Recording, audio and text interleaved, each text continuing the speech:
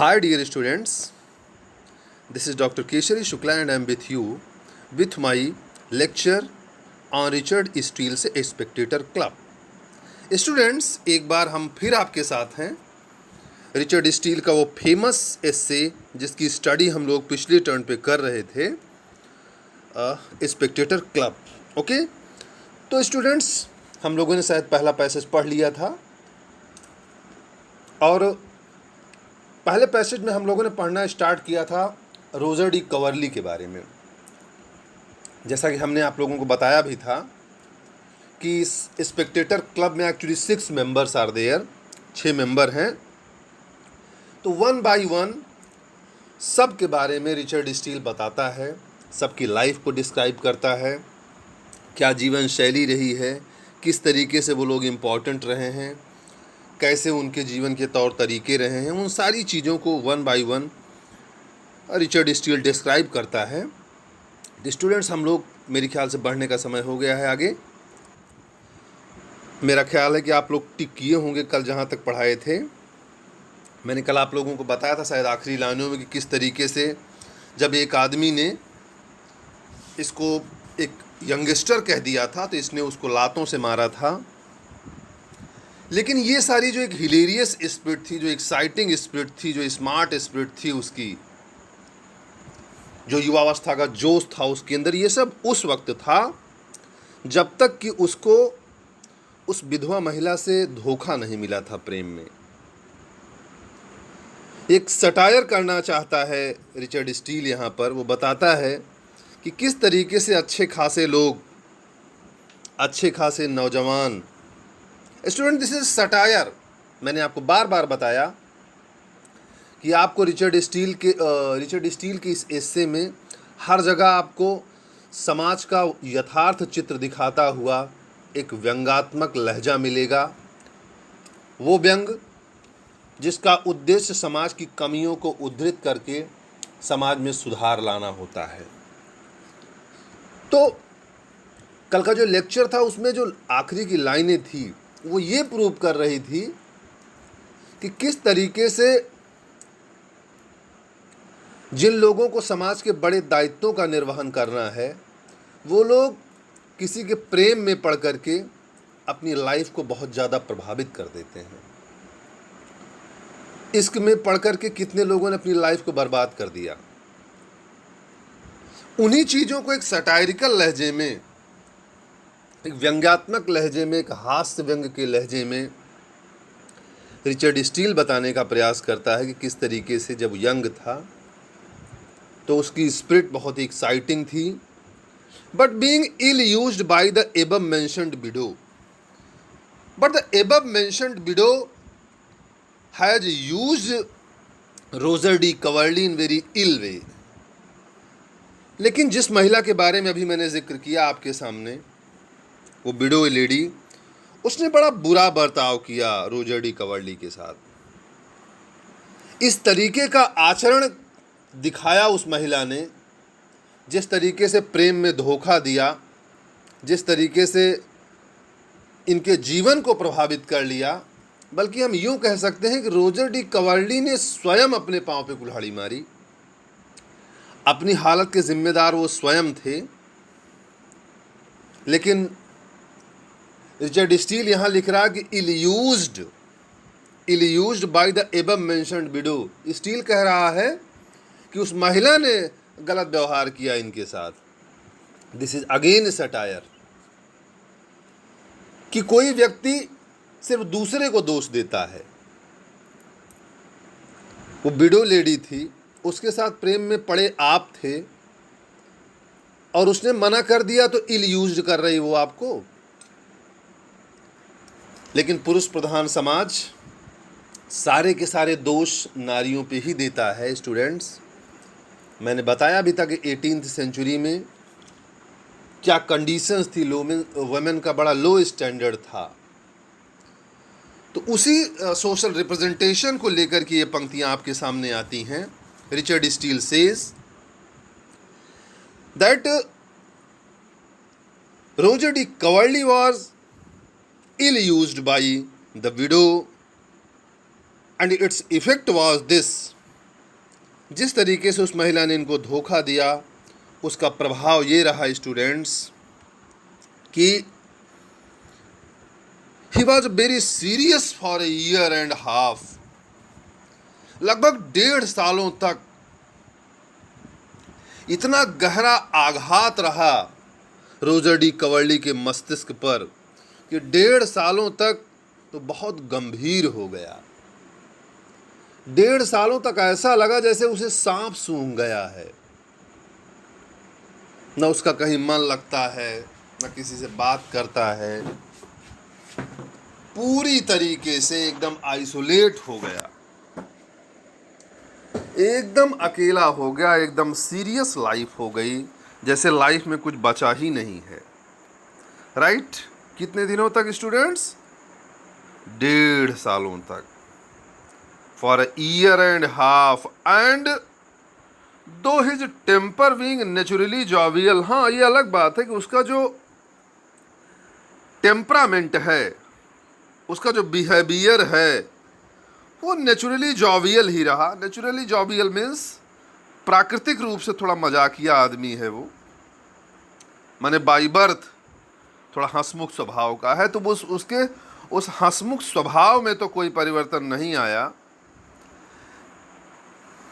लेकिन इतना हंसमुख स्वभाव का व्यक्ति होने के बावजूद, इस तरीके के मजाकिया लहजा होने के बावजूद, वो 1.5 सालों तक इतना गंभीर रहा, इतना गंभीर रहा कि तमाम सारे सामाजिक संबंधों से वो दूर हो गया।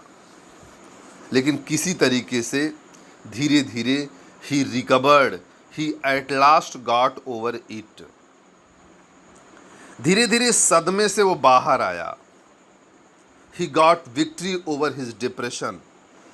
जो डिप्रेशन और सप्रेशन हो गया था उसको, जो पूरी तरीके से उसकी लाइफ डिस्टर्ब हो चुकी थी, कहीं ना कहीं बड़ी मेहनत करके फिर से वो अपनी उस जो मानसिक अवसाद की स्थिति थी, जो डिप्रेशन की स्थिति थी, जो सैडनेस की स्थिति आ गई थी, जो ग्रीफ चारों ओर व्याप्त हो गया था, जो गंभीरता जीवन में आ गई थी उसके, जो आनंद उसके जीवन से छीन हो गया था, कहीं न कहीं उस पर फिर से उसने विजय प्राप्त की, फिर से उस सदमे से बाहर आया। He at last got over it. लेकिन कहीं न कहीं जब एक बार घाव लग जाता है तो उसका असर तो व्यक्ति के मस्तिष्क पर हो ही जाता है।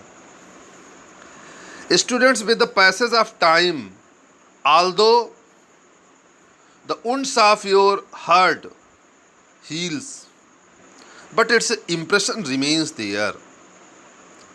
वक्त गुजरने के साथ आपके हृदय के घाव बेशक भर जाएं, लेकिन उस घावों के निशान कहीं नहीं जाते हैं। अगर आपके हाथ में चोट लग गई, बहुत तेजी के साथ कट गया, फट गया, ठीक है, दवा कराने से धीरे धीरे महीने 2 महीने में वो चोट जरूर सही हो जाएगी, लेकिन उसका जो असर होता है, इट्स इफ़ेक्ट जो होता है, कहीं न कहीं जो उस घाव का निशान होता है, वो हमेशा हमेशा के लिए आपके हाथ पर शेष रह जाता है। कहीं न कहीं वही चीज़ें रोजर डी कवर्ली के साथ होती है। रिचर्ड स्टील कहता है कि उसके बाद फिर क्या हुआ? ही ग्रू केयरलेस ऑफ हिमसेल्फ। वो अपने प्रति बड़ा गैर जिम्मेदार हो गया, बड़ा लापरवाह हो गया उसके बाद। ठीक है, उस सदमे से निकल जरूर आया, लेकिन वो अपने प्रति गैर जिम्मेदार हो गया, अपने प्रति लापरवाह हो गया। और लापरवाही किस तरीके की students? And never dressed afterward. उसके बाद उसने फिर अच्छे कपड़े कभी नहीं पहने। पहले देखिए, ये व्यंग है कि जब किसी को किसी से प्रेम व्रेम हो जाता है तो बड़ा बढ़िया कपड़ा लत्ता एकदम मार मेंटेन किए रहता है, क्योंकि उसको अपने आप को स्मार्ट दिखाना होता है ना। लेकिन उसके बाद वो मजनू हो जाता है पूरी तरीके से। न खाने की सुध, न पीने की सुध, न कपड़ा पहनना। तो एक ये देखिए आपको ह्यूमर क्रिएट हो रहा होगा, कहीं ना कहीं आपके चेहरे पे मुस्कान आ रही होगी। यही स्टाइल है रिचर्ड स्टील की, कि वो चीज़ों, एक सीरियस चीज़ को भी इतना नॉन सीरियस तरीके से सर्व करता है आपके सामने। वो व्यंग का जो लहजा होता है उसमें हास्य की चाशनी इतनी अच्छी मिलाता है कि आप मुस्कुराने लगते हैं। वही चीज रिचर्ड स्टील बताता है रोजर डी कवर्ली के बारे में, कि Roger D Coverley when he got victory over his depression, जो सदमा लग गया था उसको, जो आघात लग गया था, उससे धीरे धीरे वो रिकवर तो हुआ, लेकिन कहीं न कहीं वो अपने प्रति लापरवाह हो गया। अपने बारे में फिर सोचता ही नहीं था। कभी अच्छे कपड़े ही नहीं पहने उसने। किसके लिए पहने, किसको दिखाए? जिसको दिखाने के लिए, जिससे प्रेम उसने किया था, वो प्रेम ही जब नहीं रहा तो फिर ये दुनिया, ये महफिल मेरे काम की नहीं। फार हुम वी शुड वियर, हम किसके लिए पहने? For whom we should be decorated our self, हम किसके लिए अपने आप को सजाएं? What the use of these worldly ornaments, इन दुनिया के आभूषणों का क्या उपयोग जब कोई देखने वाला ही नहीं है? जिसको हम दिखाना चाहते हैं जब वही नहीं है, तू जो नहीं है तो कुछ भी नहीं है। Roger D Coverley thinks that for whom we should decorate our self, किसके लिए सजा जाए, किसके लिए कपड़े पहने जाएं। Students, he continues to wear a coat and a doublet of same cut that were in fashion at the time of his repulse. कहता वो वही एक coat, he continues to wear a coat and doublet, वही एक coat और pant same cut का, उसी design का, उसी फैशन का, that were in fashion at the time of his repulse, प्रेम में धोखा खाते वक्त जो फैशन में एक कोट पैंट था, उसी कोट पैंट को फिर वो पूरे हमेशा पहनता है। माने जब उसे उस विधवा महिला से प्रेम हुआ था तो उस टाइम जो कट चल रहा था, जो फैशन चल रहा था, उसी फैशन का वो कोट पैंट पहनता था। लेकिन जब उस महिला से इनका दुराव हो गया, विरह हो गया, तो जो कोट पैंट जिस स्टाइल का उस ज़माने में चलता था, वही कोट पैंट पूरे जीवन भर के लिए रोजर डी कवर्ली ने अपना वस्त्र बना लिया। फिर नए फैशन का कपड़ा कभी पहना ही नहीं। वही फैशन, वही कट, पूरी तरीके से उसी में डूब गया वो। He continues to bear a coat and doublet of the same cut that were in fashion at the time of his repulse. उसके विरह की स्थिति में, उसके जो मानसिक आघात का दौर था, उस मानसिक आघात के दौर में जिस कट, जिस फैशन का कोट पैंट था जो पहनता था, फिर उसी को उसने पूरे जीवन पहना। एंड विच इन हिज मेरी ह्यूमर्स, और लोग उसका मजाक बनाते थे। का भाई कवर्ली साहब, अरे यार अब ये फैशन चला गया है, कहाँ वही एक स्टाइल जब से हम लोग देख रहे हैं इतने दिनों से, तब से आपने इसका न फैशन बदला, न कट बदला, न स्टाइल बदली। आखिर का लगाव है इस कपड़े के साथ भाई? लोग मजा लेते थे उसका।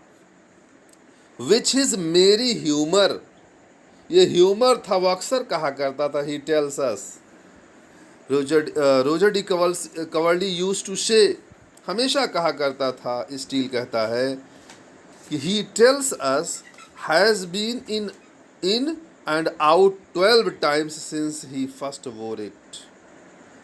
वो कहता था कि जब से मैंने इसको पहना है तब से 12 times, 12 बार इस कट का फैशन आया है और 12 बार इस कट का फैशन गया है। वो मजाक में कहता था कि इसको हल्के में मत लीजिए, ये इतना यूनिक फैशन है, ये इतनी यूनिक कट का पैंट शर्ट है, वो कोट पैंट है कि 12 time it's time came and just gone away. 12 बार ये कट फैशन में आया और 12 बार ये गया। Students, it is said Sir Roger grew humble in his desire after he had forgot his cruel beauty. Students, ऐसा कहा जाता है कि रोजर डी कवर्ली बड़े उदार हो गए, बड़े ही संतृप्त हृदय के, बड़े ही मानवतावादी दर्शन के हो गए, उनके विचारों में बड़ी उदारता आ गई। It is said sir Roger grew humble in his desires. उनकी इच्छाओं में, उनकी आकांक्षाओं में बड़ी उदारता आ गई। कब? After he had forgot his cruel beauty. अपनी उस निर्दयी सुंदरी को भूलने के बाद। ये लहजा आप रिचर्ड स्टील का देखिए, व्हाट अ सटायर, कितना सटायरिकल लहजा है, कितना व्यंग्यात्मक लहजा है। कहता था कि जितनी मस्ती चढ़ी थी रोजर डी कवर्ली के अंदर उसकी युवावस्था में, वो सारी की सारी मस्ती उस खूबसूरत लेकिन निर्दयी महिला ने इस तरीके से इनको झकझोरा कि उसको भुलाने में he had forgot his cruel beauty। Roger D Coverley ने उस महिला को भूलने में अपने आप को बड़ा उदार बना लिया, उसकी इच्छाएं बड़ी उदार हो गई। जब से उसने इस क्रूएल ब्यूटी को, माने रिचर्ड स्टील कहता है कि वो एक तो ब्यूटीफुल है, लेकिन वो ब्यूटीफुल होने के साथ साथ क्या है, क्रूएल बहुत है, बड़ी निर्दयी महिला थी। लेकिन रोजर डी कवर्ली उसको भूलते भूलते अपनी इच्छाओं में इतना उदार हो गया, इतना उदार हो गया कि उसकी आप कल्पना नहीं कर सकते हैं। How much grave and humble Roger D Coverley became after he forgot his beautiful beloved who was really very cruel. जो महिला उसकी प्रेमिका थी इतनी निर्दयी थी, सुंदर तो थी लेकिन बहुत निर्दयी थी। In so much that it is reported he has frequently offered with beggars and gypsies। in so much that it is reported, इतना ज़्यादा उदार हो गया, so much that it is reported, ऐसा कहा जाता है कि he has frequently offered with beggars। कोई भिखारी या कोई जिप्सी, कोई जंगली, कोई बंजारा अगर उसके पास आ जाता था तो frequently offered with beggars and gypsies. तो ऐसा मान सकते हैं कि रोजर डी कवर्ली की निजी जिंदगी भी किसी बंजारे, किसी घुमक्कड़, किसी भिखारी की तरह एकदम उदारता से भर गई। वो स्वयं भी एक बंजारा हो गया, राइट। किसी चीज की परवाह नहीं, किसी चीज की फिक्र नहीं। जो उसे पराजय मिली थी, जो उसे हार मिली थी प्रेम में, उसने ये मान लिया कि चलिए हम हार गए, कोई तो जीत गया। एकदम बंजारों के जैसे, जिप्सी के जैसे हो गया, भिखारी एकदम। हम तो ठहरे यार बंजारे, हम तो ठहरे यार बंजारे, इस शहर हैं उस शहर हैं, पाँव में बांधे सफ़र हैं, औरों की खातिर कभी तो जीत कर हारे, हम तो ठहरे यार बंजारे, हम तो ठहरे यार बंजारे। ओढ़ ली छत आसमां की बन गई धरती बिछौना, जिंदगी के रंग दो ही रो के हंसना हंस के रोना, औरों की खातिर कभी तो जीत कर हारे, हम तो ठहरे यार बंजारे, हम तो ठहरे यार बंजारे। स्टूडेंट्स, पूरी तरीके से जो रोजर डी कवर्ली है उसका जीवन सात्विकता से भर गया, एकदम बंजारों की तरह निश्चिंतताओं से भर गया, न कोई अपना न कोई पराया। But this is look upon but this is looked upon by his friends. लेकिन उसके दोस्त उसे ऐसा देखते थे, rather as matter of raillery than truth. लेकिन यह सत्यता नहीं थी, ऐसा नहीं था कि वो पूरी तरीके से मजनू हो गया था। उसके दोस्त ऐसा कह देते रहे होंगे, बट रेयरली देन ट्रूथ, ऐसा हमेशा नहीं होता था, सत्यता इससे कुछ अलग ही थी। Students, he is now in his 56 years.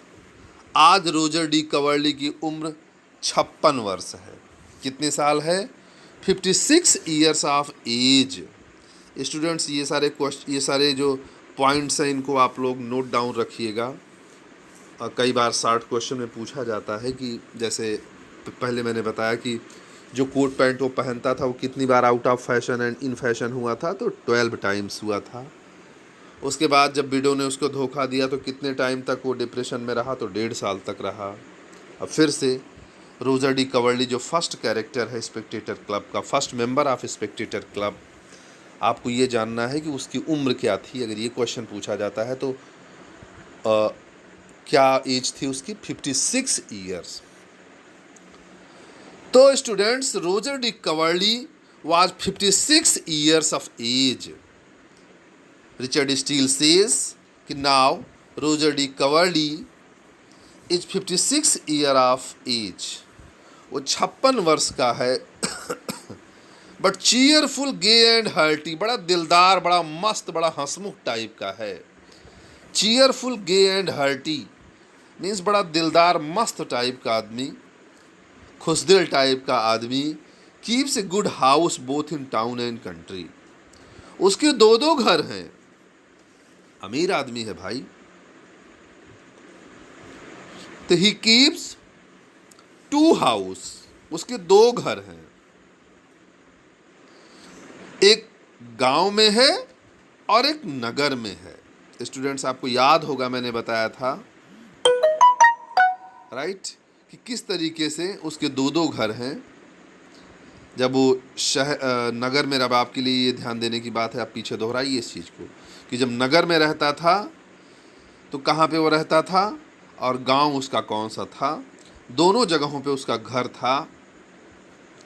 Keeps a good house both in town and country.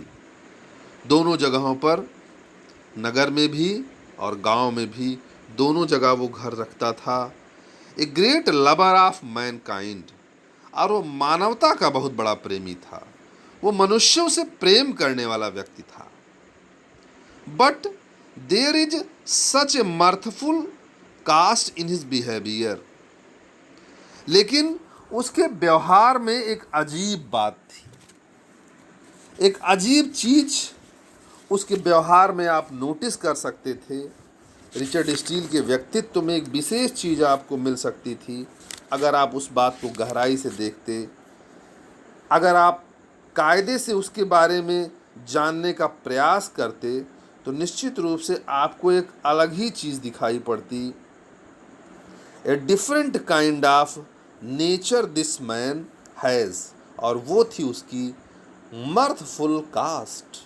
मर्थफुल cast means खुशमिजाज, मस्त, एकदम खुशदिल टाइप का आदमी था वो, right. But there is such a mirthful cast in his behaviour. उसके व्यवहार में एक मस्ती थी, एक आनंद था। That he is rather beloved than esteemed, कि लोग उससे प्रेम करते थे। मीन्स दो चीज़ें यहाँ पे स्टूडेंट्स को अंडरलाइन कर लीजिए। बहुत अद्भुत व्यंग के माध्यम से जो मैंने आप लोगों को बताया था कि रिचर्ड स्टील के एसेज में आपको एक मोरलिस्टिक विज़न, एक फिलॉसफी भी देखने के लिए मिलती है। तो कहीं ना कहीं जो एक फिलॉसफी है या जो एक मोरल है वो आपको इस लाइन में देखने के लिए मिलेगा। कहता वो खुश मिजाजी उसके व्यक्तित्व में थी कि that he is rather beloved than esteemed. Beloved माने होता है स्टूडेंट जिससे प्रेम किया जाए, और स्टीम्ड माने होता है जिसका सम्मान किया जाए। स्टूडेंट्स, सम्मान देने में कहीं ना कहीं थोड़ा सा एक संकोच छुपा होता है, लेकिन प्रेम में अपनापन होता है। तो रिचर्ड स्टील कहता है कि लोग उसका जितना सम्मान करते थे उस सम्मान से ज्यादा लोग उसको प्यार करते थे। राइट? जैसे स्टूडेंट्स, आप अपने टीचर्स को रिस्पेक्ट देते हैं, लेकिन आप अपने माता पिता को प्यार करते हैं। अब आप सोच सकते हैं कि रिस्पेक्ट और प्रेम में क्या अंतर है। रिस्पेक्ट में कहीं ना कहीं एक संकोच होता है, रिस्पेक्ट में कहीं ना कहीं एक सीमा होती है, उसकी अपनी लिमिटेशंस हैं। उस रिस्पेक्ट में कहीं ना कहीं एक मजबूरी ये छुपी होती है कि तमाम सारी बातें आप उससे नहीं कर सकते हैं, उससे शेयर नहीं कर सकते हैं। लेकिन जिससे आप प्रेम करते हैं तो प्रेम में कोई सीमा नहीं होती है, प्रेम में कोई बंधन नहीं होता है, प्रेम में कोई संकोच नहीं होता है। तो ये बड़ी फिलॉसफी देने का प्रयास किया है रिचर्ड स्टील ने कि this is not important that you respect someone, the important thing that you love someone. किसी को सम्मान देने से महत्वपूर्ण है कि आप उसे प्यार करें। अगर आप एक माँ बाप होते हैं, वो अपने बच्चे से प्यार करते हैं, उनका सम्मान नहीं करते, लेकिन उस प्रेम में कितनी फिक्र होती है आप उसको समझ सकते हैं। अगर आपने कोई गलती कर दी तो सम्मान तो यह है कि माता पिता आपसे कहें कि मेरे प्रिय सम्मानित पुत्र, मेरे प्रिय सम्मानित पुत्री, मैं आपसे निवेदन करता हूं कि आपसे ये भूल हो गई है, कृपया आप इसको सुधारने का प्रयास करें, अति कृपा होगी। ये सम्मान है। और प्रेम में क्या होता है, यहाँ आओ, कल रोके रहेगा ऐसा ना कहा ना, लेकिन तो दिमाग खराब है। और माता पिता तुरंत अपने अधिकार का प्रयोग करते हैं, 2 थप्पड़ तड़ातड़ आपकी सेवा में हाजिर कर देते हैं। लेकिन वो 2 थप्पड़ में प्रेम होता है। राइट? वो अलग ही अफेक्शन होता है, क्योंकि वो हर हाल में आपको खुश देखना चाहते हैं। तो रोजर डी कवर्ली के बारे में रिचर्ड स्टील की जो राय है कि उसके आसपास के लोग उसे सम्मान नहीं, उसे प्रेम करते थे। That is very important students in your life. More than respect, love is important. किसी को सम्मान करने से ज्यादा महत्वपूर्ण है कि आप उसको प्यार करें। राइट? जब प्रेम करेंगे तो उसकी फिक्र करेंगे। जिसका आप सम्मान करते हैं उसकी आप चिंता नहीं करते, लेकिन जिससे आप प्रेम करते हैं उसकी आप चिंता करते हैं। राइट? जिसका आप सम्मान करते हैं उसके प्रति सम्मान आमने सामने होने पर ही आप करते हैं, लेकिन जिससे आप प्रेम करते हैं, प्रेम आप उसे उस वक्त भी करते हैं जब वो आपके पास नहीं होता है, उस वक्त भी आपकी यादों में वो होता है, आप उसे स्मरण करते हैं। इसलिए रिचर्ड स्टील कहता है कि Roger D Coverley he is rather beloved than esteemed. His tenants grow rich. Students ध्यान दीजिएगा आप लोग, ये पंक्तियां किस तरीके से जो एरिस्टोक्रेटिक मेंटालिटी होती है उसको दिखाने का प्रयास करती हैं। His tenants grow rich. उसकी जो प्रजा थी, उसके जो लोग थे, वो अमीर हो रहे थे। स्टूडेंट्स याद रखिएगा, एक बड़ी बात मैं कहने जा रहा हूं। जो मालिक होता है ना, वो कभी नहीं चाहता कि उसके जो लोग हैं वो कभी अमीर हों, क्योंकि अगर प्रजा समृद्ध हो जाएगी तो फिर नेताओं के पीछे भागेगी कहां। ये नेता, ये बड़े लोग, ये अमीर लोग, ये पूंजीपति वर्ग के लोग, ये चाहते हैं कि लोग बिलबिलाते रहें, रोते रहें, गरीबी में पड़े रहें, तभी तो हमारा सम्मान करेंगे।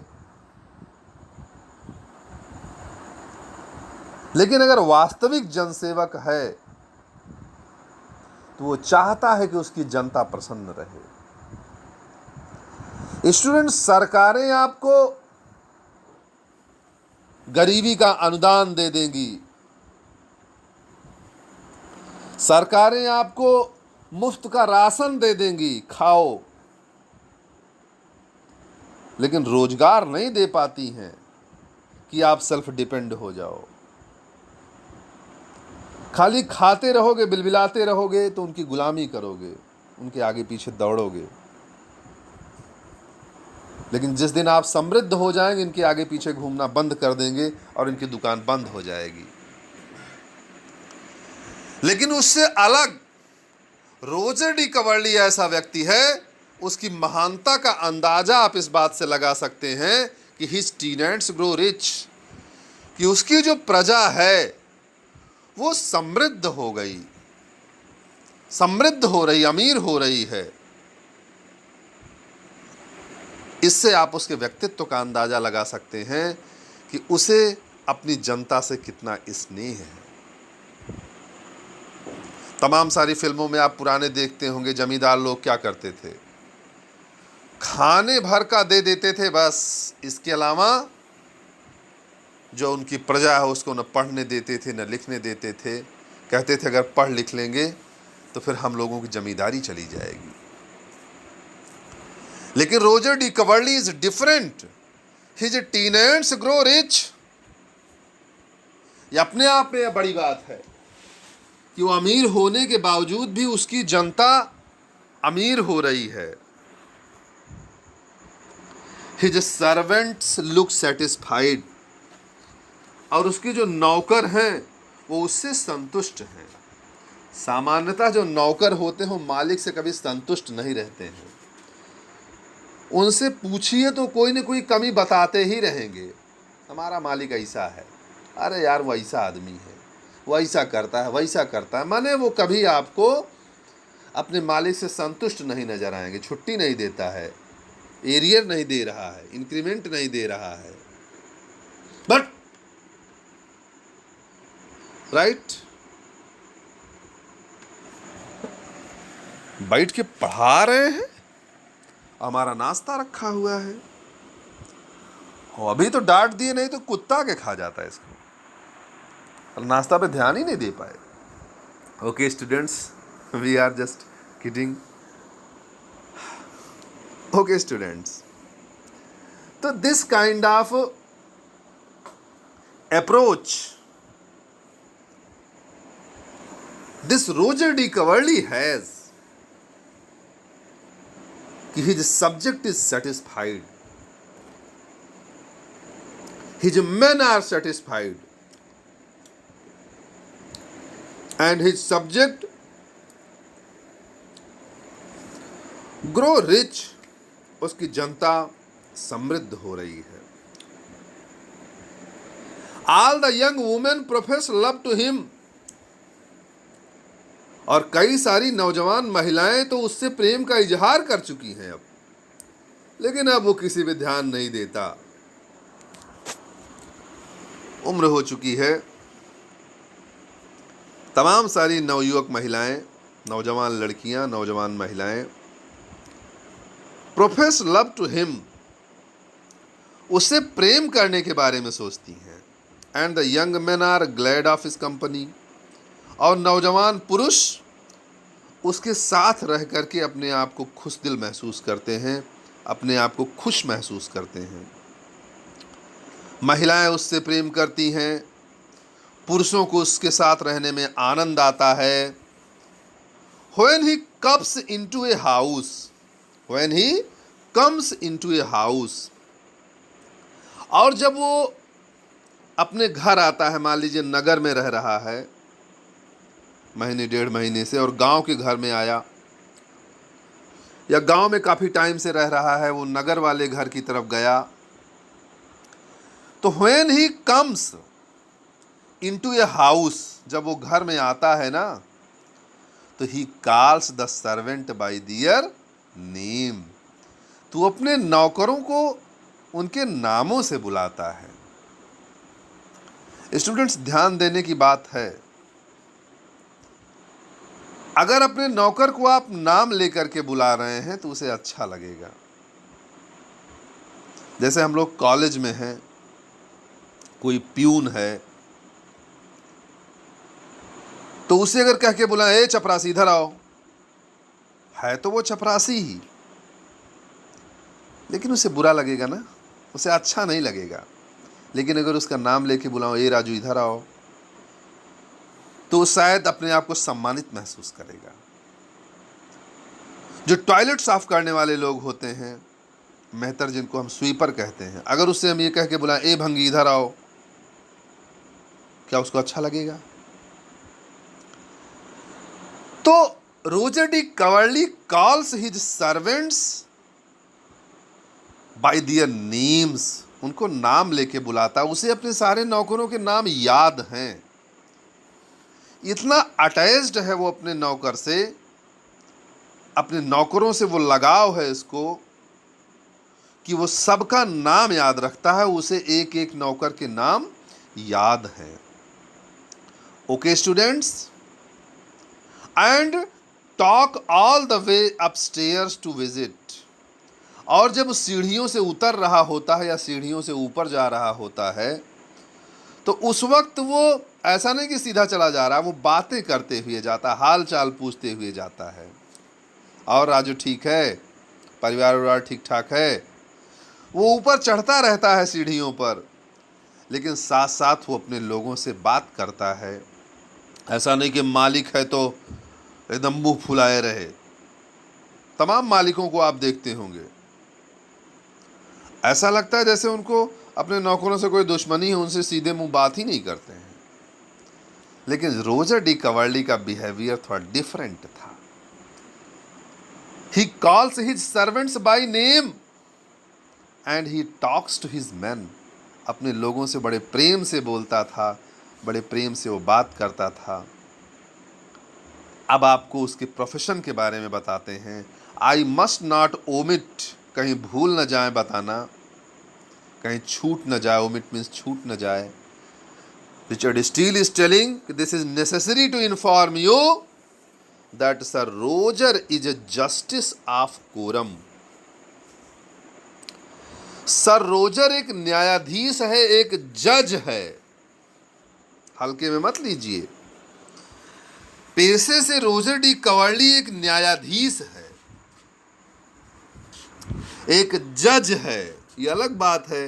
व्यंग्यात्मक लहजे में रोजर डी कवर्ली के बारे में रिचर्ड स्टील ये कह सकता है, यह है तो वो पेशे से जज, लेकिन उस महिला को जज कर नहीं पाया, उसको नहीं पहचान पाया। Okay students, I must not omit that sir Roger is a justice of a quorum. यहां बताना आवश्यक है कि जो रोजर डी कवर्ली था वो एक न्यायाधीश है, एक मुंसिफ है, एक जज है, जस्टिस है। That he फिल्स the chair at quarter session with great abilities. वो लगभग quarter session, quarter session means 1/4 session. लगभग 1/4 जो सत्र होता है वो उतना समय तक, पूरे सत्र नहीं कि पूरा दिन वो न्याय करने के लिए बैठा रहे, वो क्वार्टर सेशन तक अपनी चेयर पर ग्रेट एबिलिटीज, अपनी महान योग्यताओं का प्रयोग करते हुए न्याय के सिंहासन पर, जस्टिस चेयर पर रहता है। That he फिल्स the chair at the quarter session with great abilities. अपनी अद्भुत योग्यता के साथ, अपनी महान योग्यताओं के साथ वो लगभग क्वार्टर सेशन 1/4 सेशन तक अपनी चेयर पर अपने दायित्व का निर्वाह करने के लिए रहता है। And 3 months ago gained universal applause. Richard Steele is telling that only 3 months has passed. अभी 3 ही महीने गुजरे हैं कि उसे एक वैश्विक स्तर की चारों तरफ अप्लाउज, ही वॉज एप्रिसिएटेड यूनिवर्सली, उसे सार्वभौमिक रूप से बड़ी प्रशंसा मिली। सब लोगों ने उसकी बड़ी तारीफ की। अभी 3 महीने पहले की बात है। किस बात के लिए तारीफ की गई भाई? By explaining a passage in A game act. एक गेम एक्ट है, खेलों से संबंधित कोई धारा है और उस धारा जहां लिखी हुई है उस पैसेज को इतना बढ़िया उसने एक्सप्लेन किया, इतना बढ़िया उसने समझाया कि बड़ी प्रशंसा प्राप्त हुई उसे। ओके स्टूडेंट्स, तो मेरे ख्याल से यहाँ पे जो आपका पहला कैरेक्टर है, पहला मेंबर है, उसके बारे में डिस्क्रिप्शन समाप्त होता है। ओके स्टूडेंट्स, अब Richard Steele starts talking about the second character, second member of Spectator club. The gentleman next in esteemed and authority among us is another bachelor. Students, यहाँ पे रिचर्ड स्टील बताता है कि हमारे उस स्पेक्टेटर क्लब का जो अगला मेंबर है वह भी एक बैचलर है। पहला वाला भी बैचलर था, ध्यान दिए होंगे स्टूडेंट्स आप लोग, और ये जो दूसरा वाला आया है यह भी क्या है? एक बैचलर ही है। Okay, he is also a bachelor. Clear? The gentleman next in esteem, हमारे समूह में, हमारे ग्रुप में जो अगला व्यक्ति है, जो नेक्स्ट मेंबर है, he is also a bachelor. हमारे क्लब के मेंबर बनने का सौभाग्य जिस दूसरे सदस्य को प्राप्त हुआ है, वो is the next member of this club, जो हमारे स्पेक्टेटर क्लब का सेकंड मेंबर है। He is what? He is a bachelor. वह भी एक बैचलर ही है। Who is a member of inner temple, वो इनर टेम्पल का मेंबर है। कहाँ रहता है वो? Inner temple. इनर टेम्पल कौन सी जगह है स्टूडेंट्स? इनर टेम्पल वो जगह है जहाँ बहुत सारे लॉयर्स रहते हैं। This is a place where lawyers used to live, जहाँ तमाम सारे वकील रहते हैं, उस स्थान पर ये रहता है। Okay, who is a member of inner temple, a man of great probity, wit and understanding, and he is a man of great understanding, great knowledge and great reason. ये ऐसा व्यक्ति है जिसके पास अद्भुत क्षमता, अद्भुत ज्ञान, अंडरस्टैंडिंग, प्रेजेंस ऑफ माइंड, सब कुछ है इसके पास। And we are fortunate, Roger D Coverley के बाद जो दूसरा सदस्य है वो इनर टेम्पल का मेंबर है, इनर टेम्पल में रहता है, जो लायर्स की कॉलोनी है, उस लायर्स की कॉलोनी में रहता है, बड़ा ही बुद्धिमान, बड़ा ही समझदार, प्रेजेंस ऑफ माइंड और गुड अंडरस्टैंडिंग वाला व्यक्ति है। ओके, तो मेरा ख्याल है कि अब हम लोगों को अपना लेक्चर फिनिश करना चाहिए। नेक्स्ट लेक्चर में हम लोग स्टूडेंट्स इसके आगे मिलते हैं। Thank you very much.